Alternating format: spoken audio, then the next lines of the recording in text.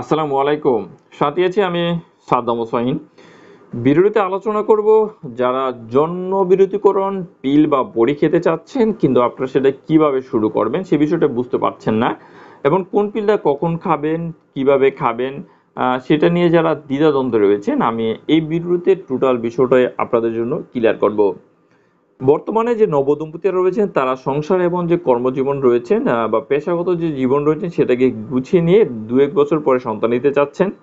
আবার প্রথম সন্তানের পর আরেকটা সন্তান নেওয়ার মধ্যে কেউ বেশ একটা বিরতি দিতে চাচ্ছেন। কোন সময় কি ধরনের জন্ম নিয়ন্ত্রক যে পদ্ধতি রয়েছে সেটা ব্যবহার করে ভালো হয় এটা নিয়ে কিন্তু বেশ দ্বিধাদ্বন্দ্বে ভোগেন অনেকেই। এর মধ্যে অন্যতম দুশ্চিন্তা হলো যে জন্ম বিরতিকরণ যে বড়ি রয়েছে সেটা নিয়ে। এটা সবচেয়ে সহজ এবং নির্ভরযোগ্য একটি পদ্ধতি হলেও নানান যে প্রতিক্রিয়ার কথা বিবেচনা করে অনেকে কিন্তু পিছিয়ে আসেন। তবে চিকিৎসকের পরামর্শ অনুযায়ী একটি প্রজনন সক্ষম যে কোনো নারী আপনি জন্ম বিরতিকরণ বড়িটাকে খেতে পারেন। জন্ম বিরতিকরণ বড়ি সাধারণত ২ প্রকারের হয়ে থাকে। একটি হলো মিনি পিল, একটি কম্বাইন্ড পিল। একটির মধ্যে একটি হরমোনজনিত পিল থাকে এবং কম্বাইন্ড পিলে ২ টি হরমোনজনিত পিল থাকে। একমাত্র যারা নতুন সন্তান জন্ম দিয়েছেন এবং সন্তানের বয়স ৬ মাস পর্যন্ত এসব মারা শুধু মিনিকল যে পিল রয়েছেন সেটা খেতে পারবেন। এছাড়া অন্যান্য যারা রয়েছেন আপনারা কম্বাইন্ড যে পিল রয়েছেন সেটা দিয়ে শুরু করবেন। কাদের পিল বা বড়ি গ্রহণ করা উচিত নয়? যাদের বয়স ৪০-এর উপরে রয়েছে তাদের, যারা নতুন মা হয়েছেন বাচ্চাকে বুকের দুধ খাওয়াচ্ছেন তারা কেবল শুরু করলে মিনি পিলটাকে শুরু করবেন। উচ্চ রক্তচাপ, রক্তে চর্বির মাত্রাটা বেশি বা ধমনীতে যদি চর্বির কোনো প্রকার আস্তরণ পড়ে থাকে তারা, ধমনী বা শিরার মধ্যে রক্ত জমাট বাঁধার যদি কোনো প্রকার রোগ থাকে তারা, মস্তিষ্কের রক্তক্ষরণ বা স্ট্রোক বা হৃদরোগের হার্টের রোগের যদি কোনো ইতিহাস থাকে তারা, জন্ডিসের রোগী, লিভারের যে রোগ যদি থাকে বা যকৃত রোগ বা লিভারের বা যকৃতে যদি টিউমার আছে এসব রোগী, স্তন ক্যান্সারের রোগী রয়েছে এবং যাদের মাইগ্রেনের রোগী রয়েছে তারা সাধারণত এই পিলটাকে খাওয়া উচিত নয়, আপনারা এটাকে অ্যাভয়েড করতে পারেন। পিল খাওয়ার সুবিধা কি রয়েছে? এটি প্রায় ৯৯% কার্যকর এবং নিরাপদ একটি পদ্ধতি। অনিয়মিত মাসিক যাদের রয়েছে তাদেরকে মাসিকটিকে নিয়মিত করতে সাহায্য করে। মাসিকের সময়কার ব্যথা এবং অন্যান্য মাসিক পূর্ববর্তী যে উপসর্গ রয়েছে সেটাকে কমায়। মাসিকের সময় অতিরিক্ত যে রক্তক্ষরণ রয়েছে তার প্রবণতাও কমায়।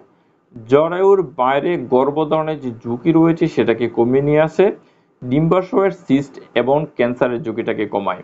এটি একটি অস্থায়ী পদ্ধতি। এটি সন্তান নিতে চাইলে পিলটাকে বন্ধ করার ৩ থেকে ৪ মাসের মধ্যেই কিন্তু গর্ভে সন্তান কিন্তু চলে আসে। এটি হলো এটার একটা বেশ সুবিধা। কিছু অসুবিধা রয়েছে। তার মধ্যে নিয়মিত পিল খেতে হয় বলে ভুলে যাওয়া বা ডোজ মিস হওয়ার একটি আশঙ্কা থাকে। স্তন্যদানকারী মায়েরা খেলে বুকের দুধটাকে কমিয়ে যেতে পারে। কন্ডোম বা অন্যান্য নির্ধুকের ব্যবহারের ফলে যৌন সংক্রমণের যে ঝুঁকি রয়েছে সেটা কমে, কিন্তু পিলে সাধারণত এই সুবিধাটা নাই।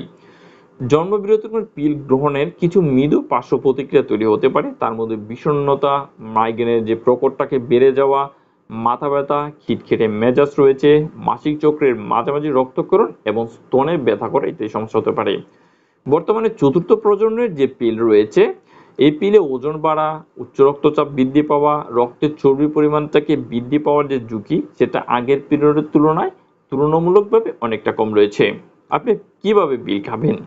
মাসিক শুরুর প্রথম ৫ দিনের মধ্যে আপনাকে পিল খেতে হবে। তবে সবচেয়ে ভালো হয় মাসিকের প্রথম দিন থেকে আপনাকে পিল খাওয়াটা উচিত। এটা সবচেয়ে ভালো। প্রতি রাতে খাবার খাওয়ার পর একটি নির্দিষ্ট সময় আপনি পিল খাবেন এবং বেশিরভাগ পিলের মধ্যে আপনার যে দিন রয়েছে সেটা কিন্তু উল্লেখ করা থাকে এবং সেভাবে আপনি পিলটাকে খেতে পারেন। আপনি যদি ২১টা পিল থাকে যে পাতায় সেই ২১টা পিলটা আপনি ২১ দিন ২১টা পিল খাবেন এবং ৭ দিন বিরতি দিয়ে ৮ম দিন থেকে আবার নতুন পিল খাওয়া শুরু করবেন। যে পিলে ২২ টি বড়ি রয়েছে আপনার ২২ দিনে ২২ টি পিল খাবেন এবং ৬ দিন গ্যাপ দিয়ে ৭ম দিন থেকে আপনি আবার নতুন পিল খাওয়া শুরু করবেন। যেখানে ২৮ টি পিল রয়েছে সেখানে আপনি ২৮ দিনের ২৮ টি পিল খাওয়ার পরে আবার ২৯তম দিন থেকে নতুন পাতা শুরু করবেন। অর্থাৎ যেখানে ২১ টি সাদা বড়ি এবং ৭ টি লাল বড়ি থাকে সেখানে টোটাল বড়িগুলো খাওয়ার পরদিন থেকে আপনি নতুন পাতা শুরু করবেন। এছাড়া আরেকটি বিষয় হলো যে পিরিয়ডে যেকোনো সময় বা মাসিকের যেকোনো সময় পিল খাওয়া যেতে পারে যদি আপনি গর্ভবতী নন এটা নিশ্চিত থাকেন।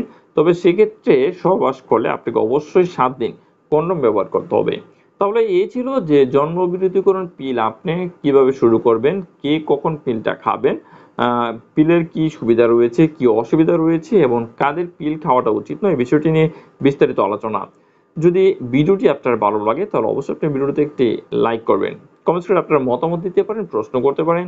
আমি চেষ্টা করব আপনার প্রতি প্রশ্ন উত্তর দেওয়ার জন্য। পরবর্তী ভিডিও নিয়ে খুব শীঘ্রই ফিরে আসবো। সে মতো ভালো থাকুন, সুস্থ থাকুন। আল্লাহ হাফেজ।